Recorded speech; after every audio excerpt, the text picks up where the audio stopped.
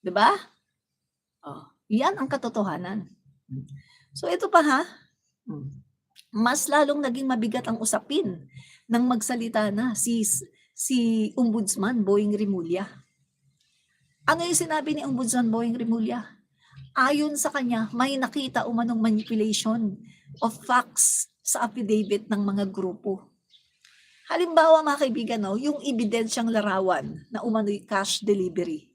Kapag tiningnan ang timeline, lumalabas na ang pangyayaring ito ay naganap sa panahon ni dating House Speaker Lord Alan Velasco sa ilalim ng administrasyon ni Rodrigo Duterte. Sino ba si Lord Alan Velasco? Siya lang naman ang best friend ni Sara Duterte. So mayroong manipulation. May half-truth.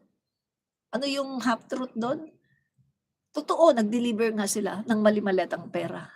Pero,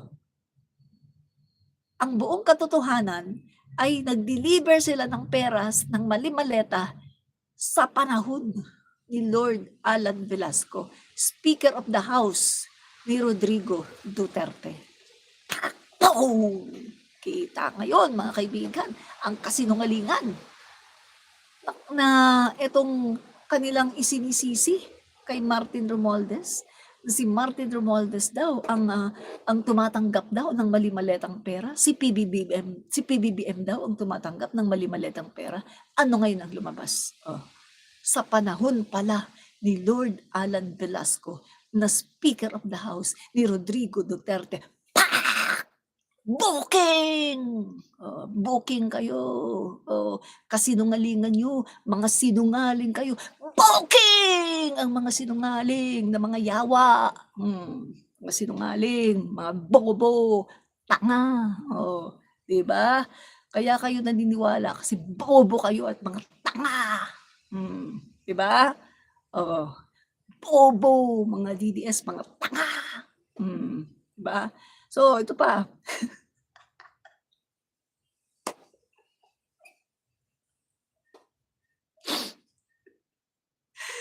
Ito pa, no?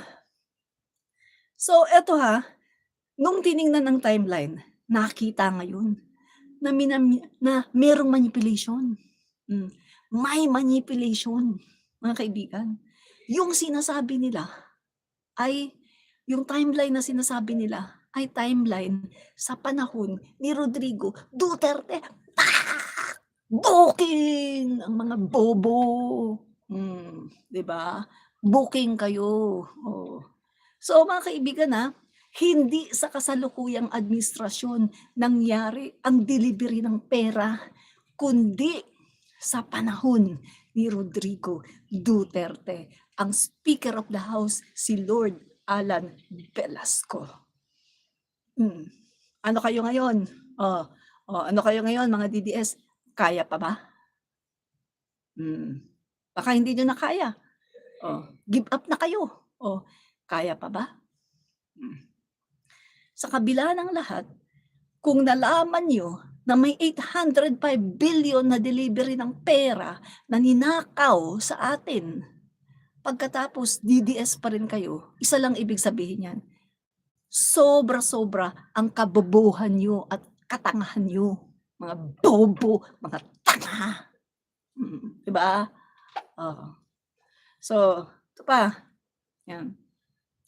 Ayon sa mga pahayag, no, mga kaibigan, no, ni Ombudsman Rimulya, may seryosong issue sa background ng ilan sa mga saksi. Kita nyo, bukod sa mga sinungaling, may may questionable pa yung mga background, no? Ilan sa mga lumalabas na impormasyon, hindi lahat sa kanila ay tunay na Marines. So may mga dishonorably discharged. Ano bang ibig sabihin ng dishonorably discharged? Ito lang naman yung natanggal sa serbisyo. Natanggal sa serbisyo dahil may ginawang krimen. Yan yun, dishonorably discharged. At anong sabi sa patakaran ng mga Marino at ng AFP? Kapag ikaw ay dishonorably discharged, hindi ka na kinoconsider as Marines. Oh, so ibig sabihin, hindi po sila marine. Kaya hindi po sila dapat tawagin na marines, no? So ano pa? 6 sa kanila ay may pending murder case. 'Di ba? May pending murder case yung 6 sa kanila. At sa korte, mahalaga ang credibility ng witness. So kung ang saksi ay may mabigat na record o kahina-hinalang background, natural na pagdudahan ang kanilang testimony. So, yan mga kaibigan, no? Ano na mga DDS? Kaya pa ba? Kaya pa ba? Ba? So, ang sabi ni Mercy Bernal, si Mike Defensor is good at making witnesses. When that mess is over, the witness suddenly disappears. You did that before. He was still on GMA. Yan. Tama ka. Ginawa niya yan sa panahon ni GMA. Diba? Tinulungan niya si GMA para makaligtas doon sa kanyang Hello Garci scandal. Tama ka dyan. Kaya yan, no? Itong si Mike Defensor, political operator yan. Yan siya. Ganyan yung kanyang trabaho. Diba? Political operator. So, malapit yan kay GMA at kita naman natin kung paano ipagtanggol si Sara at ang mga Duterte, no? So, ang political tipping point, ano ba to? Ayon kay Ombudsman Remulla, may indication na ang layunin ng grupo ay lumikha ng tinatawag na political tipping point. So, ano ba ibig sabihin yan? Political tipping point. So, ito ay taktika, no? Isang taktika kung saan una, maglalabas ng malaking aligasyon na parang bomba na pinasabog, no? Pangalawa, magpapakita ng kunwari mga whistleblowers. Pangatlo, gagamit ng military imagery. Bakit military? Kasi kapag military ang ginamit mo, parang, uy, naku. May kinalaman yan sa kapag military ang nagalit, naku, lagot. Kasi ang military, powerful yan. Yan ang pwedeng makapagpabagsak ng gobyerno. Di ba? At pang-apat, magpapakalat ng narrative sa social media. Yan ang ginagawa ng political tipping. Ang layunin nito, maghasik ng pagdududa sa loob ng institusyon, ng military, no? Ng AFP, ng mga marino, ng buong sandatahang lakas ng Pilipinas, maghasik ng pagdududa. Para, pag nagduda nga naman sila sa gobyerno, at sasabihin lang, ano ba to? Puro na lang katiwalian. Ano ba to? Daming pagnanakaw. So, may possibility. Naku, mag-aaklas na mga military. Naku, magkukudita na. Yan yun. Yan yun mga kaibigan. Kaya nila ginagamit ang mga marino. Kaya nila ginagamit ang mga marines. No? So lahat po nangyayaring ito mga kaibigan, lahat ang nangyayaring ito ay planado. Planado at kalkulado nila. Ang hindi lang nila na-calculate, ang akala nila bobo ang mga investigador. Hindi nila alam na kukunin yung mga detalye ng bawat isa at kukunin yung kanilang personal na affidavit. Hindi nila yun na-calculate. Akala nila tama na yung isang affidavit lang. Akala nila tama na yun so pwede silang magsinungaling. Hindi nila alam na hindi naman bobo ang mga investigador. No? Yun ang hindi nila na-calculate. So mga kaibigan, no? Yung pinakamasamang senaryo, yung sinabi ko nga kanina, maari itong gamitin upang udyukan ang destabilization o coup narrative. Yan yun mga kaibigan, ang pinaka-aim nila ay magkaroon ng kudita. Mapatalsik ang ating Pangulong BBM. Bakit nila kailangan patalsikin ang Pangulong BBM? To save the Queen. Bakit? Kasi alam nila mga kaibigan, si Sara Duterte hindi mananalo sa 2028. Alam kasi nila na mas mabaho pa sa gabundok na basura ang imahe ni Sara Duterte. Kaya alam nila na hindi mananalo si Sara Duterte sa isang patas na eleksyon na walang dayaan, hindi siya mananalo dahil sa sobrang bantot ng pangalan at ng imahe ni Sara Duterte. Kaya mga kaibigan, to save the queen, kailangan nilang patalsikin ang ating pangulo para mailuklok agad-agad si Sara Duterte dahil alam nila na kapag hindi nila nagawa na mapatalsik si PBBM at mailuklok si Sara Duterte, alam nila mga kaibigan, hinding-hindi mananalo si Sara sa 2028 at alam nila mga kaibigan na the end na ang karir ni Sara at wala nang mananalo na mga Duterte. Pang Davao lang sila. Davao, yan ang kaya nilang utuin. Ang mga tao sa Davao, kaya nilang utuin. Pero sabihin mo, Luzon, Visayas, Mindanao, NCR, oy, hindi, oy. Mindanao nga, hindi nga kayo solid eh. Maraming taga Mindanao. BBM. O kami nga taga Mindanao eh. Pero BBM kami. Maros kami. Taga Mindanao kami ha. So, Mindanao na nga lang, hindi pa nga sila solid. O, di ba? So, meaning to say, kailangan nilang isave ang Queen. Kailangan nilang mapatalsik ang ating Pangulong BBM para mailuklok si Sara. Ito lang ang paraan para maging presidente si Sara Duterte. Dahil kung lalaban siya sa isang patas na eleksyon, alam nila na hindi mananalo si Sara Duterte. Hinding-hindi siya mananalo dahil napakabaho na ang kanyang imahe. Mas mabaho pa sa bulok na basura, 'di ba? Sa kanal, sa imburnal at sa bulok na basura. Mas mabaho pa ang imahe ni Sara Duterte. Kaya alam nila, kailangan nilang patalsikin ang ating Pangulo para mailuklok si Sara Duterte.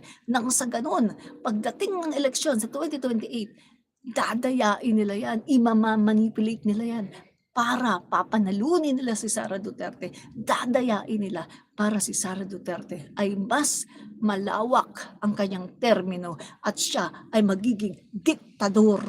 Di ba? O, tinanong nga siya mga kaibigan eh. Tinanong siya ni na Bayad Bay. At saka yung isa yung libagin. Sino ba yun? Dada? Boss Dada ba? Yung libagin. Maraming libag, no? Na malaki katawan. Tinanong siya, paano nyo ba maayos, no, yung Pilipinas kapag ikaw naging Pangulo? Anong sagot niya, guys? Kailangan daw ng 6 years. Tingnan mo, 6 years. Kailangan daw ng 30 years. Tingnan mo yan mga kaibigan, 30 years. Kailangan daw ng 30 years para daw maayos ang Pilipinas. May gulay. Si President Marcos Sr. nga 20 years lang eh. Ang dami nang nagawa eh. Si President BBM nga eh. 3 taon lang naayos na niya yung mga ginawa ni Duterte na mga katarantaduhan at yung winasak ni Duterte na Pilipinas naayos nga ni PBBM in 3 years only. Pagkatapos si Sara Duterte gusto niya 30 years. Diktador talaga ang kumag. Diktador. Gusto niya mag-stay ng 30 years. So tama pala yung sinasabi niya doon sa isang video na ayoko na umalis dito. Dito na lang ako habang buhay. Hindi na ako aalis dito. So tama pala yun. Yung sinasabi niya sa video. Yung nag-viral. Diba? Na hindi na daw siya alis. Dito na ako habang buhay. Hindi na ako alis dito. So, diktador talaga, mga kaibigan. At inamin niya na hindi niya kayang ayusin ang Pilipinas within 6 years. So bakit tayo boboto ng ganyang klaseng presidentiable na hindi kayang ayusin ang Pilipinas within 6 years? Kailangan daw 30 years. O inamin niya ngayon na hindi niya kayang ayusin ang Pilipinas ng 6 years. Pagkatapos banat siya ng banat kay PBBM na walang nagawa. Siya nga mismo umamin na kailangan 30 years para ayusin ang Pilipinas. O, di ba? Tanga, bobo talaga. Kahit saan mo tingnan, tanga talaga at bobo. Abugada, pero tanga tsaka bobo. O, di ba? Oh, totoo yung sinasabi ko, at least totoo yung sinasabi ko na tanga talaga siya tsaka bobo. At lahat ng mga nagfa-follow sa kanya, mga followers niya, mga DDS, tanga din at tsaka bobo. Kasi kahit na tanga at bobo yung kanilang idolo, isinasamba pa rin nila at gusto nila maging presidente. O anong tawag sa inyo? Hindi tanga at tsaka bobo. Oh, 'di ba? Oh. So tuloy tayo guys. So ito pa, ah, eto yung Mike Defensor connection, mga kaibigan, ah, ang sabi dito, hindi ito bagong taktika 'no, sa political warfare. Ito ay psychological operation 'no. Ito yung master na ito ni Mike Defensor 'no. So kung titingnan natin mga kaibigan, nadadamay sa usapin 'no si Mike Defensor na itinuturo na kabilang sa pagpresenta ng mga naturang individual sa publiko. Yung detalyeng ito ay mahalaga dahil kilala sa Defensor bilang isa sa mga prominent na political figures na malapit sa mga Duterte camp, 'di ba? So dahil dito lumalakas yung tanong, may political orchestration ba sa likod ng paglabas ng mga saksing ito? Oh, 'di ba? So mga kaibigan, kung ikaw ay isang thinking individual, kung ikaw ay kung gumagana ang iyong critical thinking, at kung ikaw ay, ah, mahilig magtimbang-timbang ng katotohanan at kung ano ba ang mga propaganda, malalaman mo, eh. Hindi mo na kailangang itanong, eh, tignan mo na lang yung mga tao. Yung mga tao sa likod ng 18 Marines, sino-sino ba 'yan? Topacio, member ng PDP Laban, ah, yung Levi Balikod, yung Balikod na 'yan, itinaas ni Duterte yung kamay niyan, tumakbo 'yan dati, eh. Oh, Mike Defensor, kilala natin mga kaibigan, bata ni GMA, na ninang ni Sara Duterte sa kasal na malapit 'no, malapit sa mga Duterte. So, hindi na natin ano, kahit hindi mo na busisiin ang husto, tingnan mo lang yung mga tao sa likod ng 18 Marines, makikita mo na na ito ay galing sa Duterte camp, 'di ba? Yun yan mga kaibigan, yan yun. Ang sabi ni Giovanni Santamaria, "If you don't like Inday, just defeat her in 2028." Anong defeat? Hindi nga siya mananalo, eh. Walang botante si Sara, real talk lang tayo dito, walang personalan. Si Sara Duterte ay walang botante. Kaya nga ang ginagawa nila ngayon, kailangan ini-insist nila na mapaupo si Sara. Kailangan mapatalsik si PBBM, iupo si Sara dahil wala na silang pag-asa na manalo sa 2028. Dahil mabaho na, bulok na ang pangalan ni Sara Duterte. Mabahong-mabaho na, mas mabaho pa sa estero, sa kanal, sa gabundok na basura ang pangalan ni Sara Duterte. Talagang napakarami 'no, ng ebidensya na nagtuturo ng kanyang mga katiwalian. Kaya hindi siya mananalo. Kaya nga ang mga DDS, they need to save the Queen. Kailangan nilang isalba ang Queen. Kailangang mapatalsik ang Pangulo BBM para mapaupo ngayon si Sara. Dahil alam nila na kapag lumaban sila sa 2028, alam nila hindi talaga sila mananalo. At alam din namin 'yan na mga pumupunta sa street, nagsu-survey, kalye survey, nagsu-survey kami sa mga university belt, sa Esplanade, nagsu-survey kami sa iba-ibang mga lugar, tinatanong namin, especially the Gen Z, anong sagot? Gusto nila ma-impeach si Sara. Majority of Gen Z gusto ma-impeach si Sara. Mga voters yun, At nung tinatanong namin, between the two, dalawa lang yung inano namin, Sara Duterte at saka si Leni. Kasi wala pa namang dinideklara ang administrasyon, na panlaban, Wala pang dinideklara si PBBM na panlaban. So yung tinatanong namin lagi kapag kami ay nagsusurvey, si Sara lang at saka si Leni. Alam mo bang sagot? Landslide, Leni Robredo. Walang bumoboto kay Sara. Real talk lang tayo dito, walang personalan. Real talk lang. At alam yan ni Sara Duterte. Alam niya yan. Kaya mga kaibigan, no? Kaya etong ginagawa nila, magpipilit sila. Pipilitin nila ang lahat ng kanilang makakaya. Kailangan mapatalsik si PBBM. Kahit gumawa sila ng kahit ano-anong fake news, kahit ano-anong propaganda, mapatalsik lang talaga si PBBM. Kasi alam nila na hindi kaya ni Sara na manalo sa 2028. Real talk lang tayo, walang personalan. Sabi ko nga sa inyo, isang milyon lang ang botante ni Sara. Ang problema, yung mga DDS, marami na rin ang nag-Marcos, ang umayaw na sa kanya. So baka wala pang 1,000,000 ang boboto sa kanya sa 2028. Mapapahiya siya. Diyan malalaman ni Sara Duterte sa 2028 kung paano siya ilalampaso. Diba? Mapapahiya talaga siya, guys. Kasi ano siya, overconfident eh. Akala niya mananalo siya. Akala niya marami siyang botante. Well, nagkakamali ka. Dahil yung 31 million strong, that is the votes of Marcos loyalists and Marcos supporters na ibinigay namin kay Sara Duterte. Pero nung ayaw na namin kay Sara dahil sa ginawa niyang pambababoy sa aming Pangulong Bongbong Marcos, so wini-withdraw na namin ang aming suporta kay Sara Duterte. The 31 million strong loyalists and Marcos supporters, hindi na kami boboto kay Sara. So matitira kay Sara, 1,000,000 lang. Ang problema ngayon, yung 1,000,000 na yan na mga DDS, marami nagpulasan, pumunta na sa kampo ni PBBM. Kasi ayaw na rin kay Sara dahil nakita na si Sara ay bobo. Bobo na, magnanakaw pa, at sinungaling pa. O, di ba? O, kaya yung sinasabi niyong talunin sa 2028, walang tatalunin dito dahil ilalampaso siya, landslide. Landslide dito si Leni Robredo. Kung si Leni Robredo ang kanyang makakalaban, landslide yan. Real talk tayo dito, walang personalan. Real talk lang. Katotohanan lang tayo, katotohanan. Di ba? So, ano pa? Ito ha. Ito pa guys, no?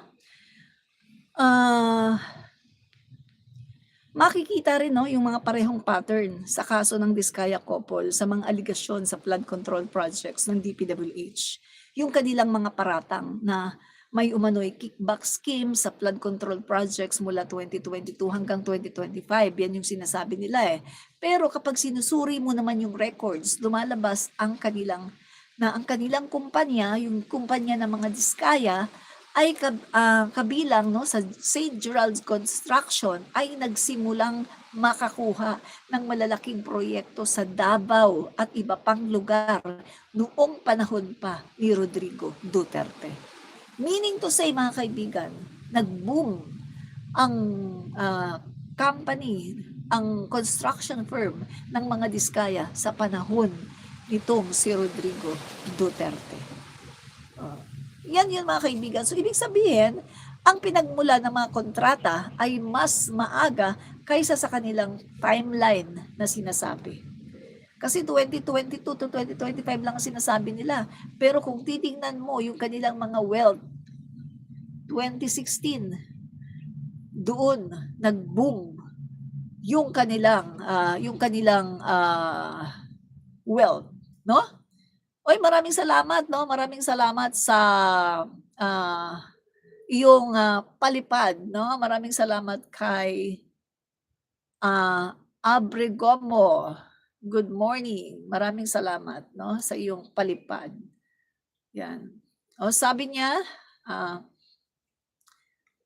yan. Okay.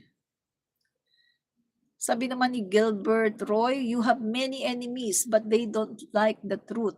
They are just fools. Tama ka dyan, no? They are just fools. Ayaw kasi nila ng katotohanan, di ba? Ayaw nila ng katotohanan. Sabi naman ni Dodong Bisaya Official, where did you get your info? Aba, okay. Where did I get my info? Okay. Yeah. Ito yung mga link. HTTPS, hindi ko na sabihin lahat, no? abscbn.com, www.gmanetwork.com, tribune.net, saan pa? NBI, no? At newsenquirer.net, abogado.com, newsinfoenquirer.net, at saka eto, isang clip 'no sa NBI, and then newsinfoenquirer.net again, and then sa NBI ulit, and then GMA Network, News, and then ABS-CBN News. Eto, ang daming link. Dito nanggaling 'no, yung aking ano, ayan 'no, link. Oh.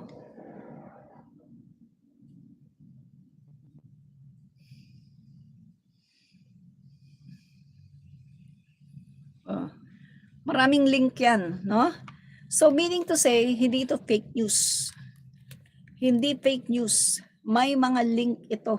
Pinagkunan, mga balita, mga talagang mga ano galing sa mga legit no na mga website. So hindi ito fake news, no?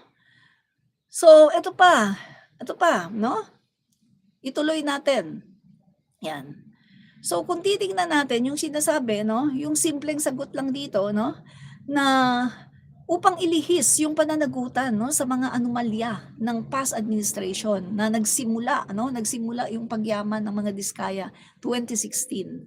Kung natatandaan niyo guys no, yung nag-viral na evolution ng bahay ng mga Diskaya. Pinakita doon 2013 to 2014, bungalow lang.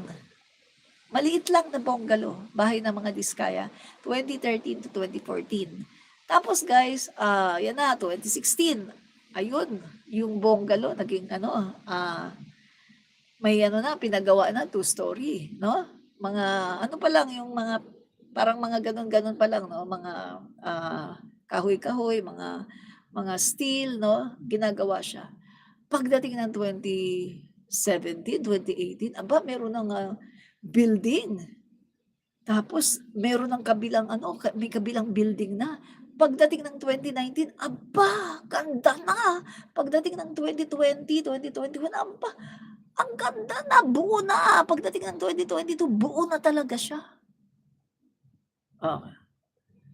Yan ang evolution ng bahay ng mga Diskaya. Nag-viral yan. So meaning to say, panahon ni Duterte sila pumaldo. Pero tinatago nila. Ang sinasabi lang nila 2022 to 2025. Bakit? Pinoproteksyonan nila si Bongo. Pinoprotektahan nila. Di ba? So ito mga kaibigan bakit ito ay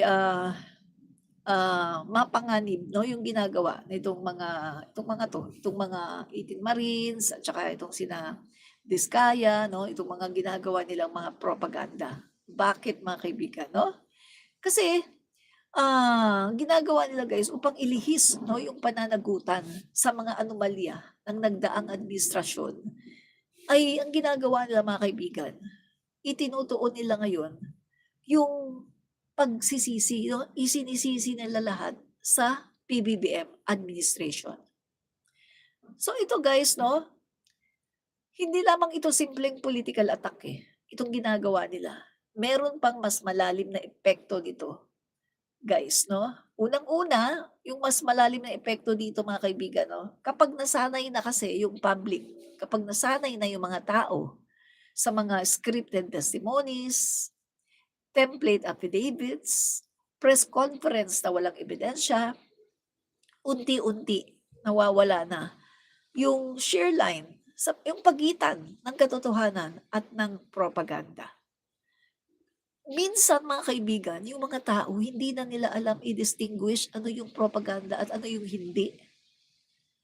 At yung tunay dito na pinsala, itong nasasangkot no, ang pangalan ng mga military sa mga peking narrative. Guys, yung pangalan ng mga Marines, yung mga Marino, tingnan nyo dati pag sinabi mong Marines, salute, mga Marines yan, saludo. Ngayon, pag sinabi mong Marines, mga Marites. Pag sinabi mong Marines ngayon, ano yan sila? nadadaan sa ganito, sa pera, ay wala ng mga prinsipyo. Kaya alam niyo yung mga totoong mga Marines, magalit kayo. Magalit kayo sa 18 na 'to. Magalit kayo sa kanila kasi sinisira nila ang inyong pangalan, sa totoo lang. Itong 18 na ito, sinisira nila ang pangalan niyo.